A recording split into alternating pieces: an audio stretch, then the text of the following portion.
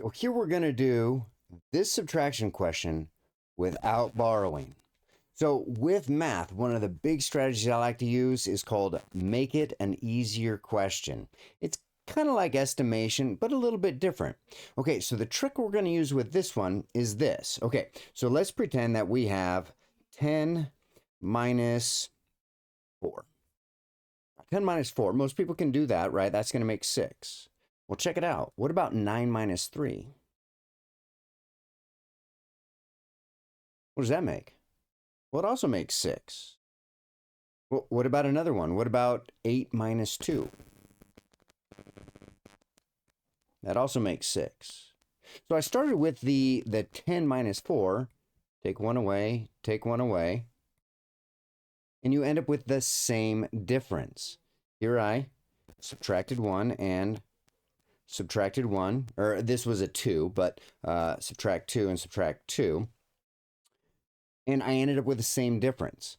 So if you have, because again, with subtraction, you're looking for how far between the two numbers. So if I have two numbers up here and it's 6 between them, and then I go down here, still 6 between those two, and down here is still 6 between those two. I'm changing my numbers, but between the numbers, it's still 6. Okay, so that's the idea that we're going to use with this one. So 1,000 subtract 853. That's a tricky one, because you got a lot of borrowing to do. I got to, borrow from the 1 and make that a 9, borrow from the 9, right? Okay, so let's not do that. Let's instead change the whole question so it's an equivalent question, but with these easier numbers.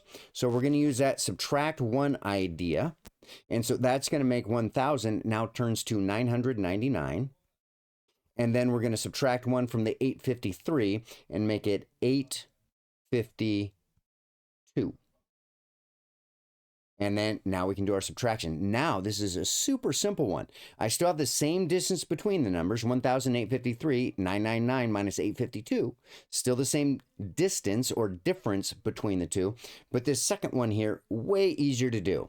And this one, you could even do it from left to right. You don't have to go right to left with this one. Check it out. We can go 9 minus 8 leaves us with a 1. And then I could do 9 minus 5. And that leaves us with a 4. And then I could do 9 minus 2, and that leaves us with a 987. And there we go. So my answer for the original question is 147. Now, you could also start at 853 and start counting up until you get to 1,000. And you would do some skip counting, count by tens and that type of stuff. But you could do it that way as well. And that's another way of making it a little bit easier. But this little strategy here of make it an easier question, if you're going to do like the division algorithm and not borrow and all that stuff, just make the numbers easier to work with. And just remember with subtraction, if I do two big numbers versus two small numbers, as long as the difference or the distance is the same, I'll end up with the same answer. So give that a try and subscribe for more.